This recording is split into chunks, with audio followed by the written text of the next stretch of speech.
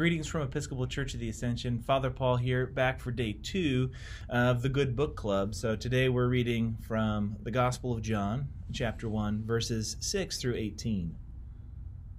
A man named John was sent from God.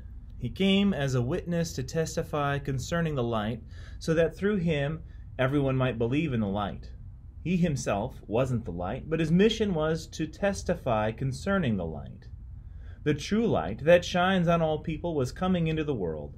The light was in the world, and the world came into being through the light. But the world didn't recognize the light.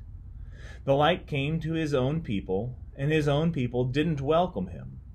But those who did welcome him, those who believed in his name, he authorized to become God's children, born not from blood, nor from human desire or passion, but born from God. The Word became flesh and made his home among us. We have seen his glory, glory like that of a Father's only Son, full of grace and truth. John testified about him, crying out, "This is the one of whom I said, 'He who comes after me is greater than me, because he existed before me.' From his fullness we have all received grace upon grace. As the law was given through Moses, so grace and truth came into being through Jesus Christ. No one has ever seen God. God, the only Son, who is at the Father's side, has made God known."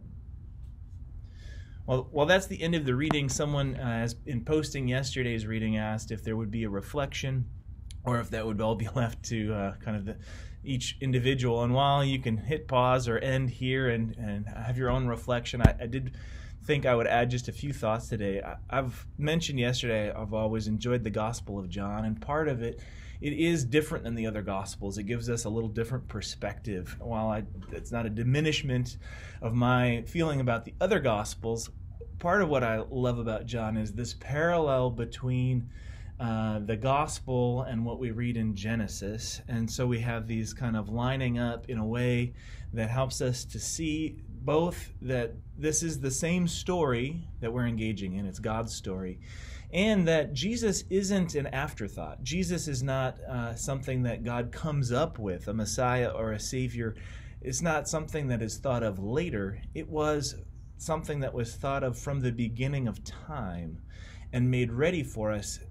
And it was only in God's time that we would be ready to receive that. I think this is true in our own lives too. We are often prepared for things gradually over a long time, and then later, as we experience them, we see how our life has prepared us for that. The other imagery in this early chapter in John that I think continues to expand for me and my understanding of it is the light and the dark. Having lived some places like Alaska, where the light is a really prominent part of the year and the darkness other parts of the year, you grow with your understanding of it, but light is something that's really hard to completely block out.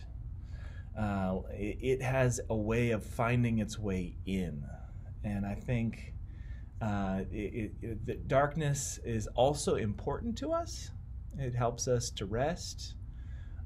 It offers contrast, which is important, but there's something really powerful about light.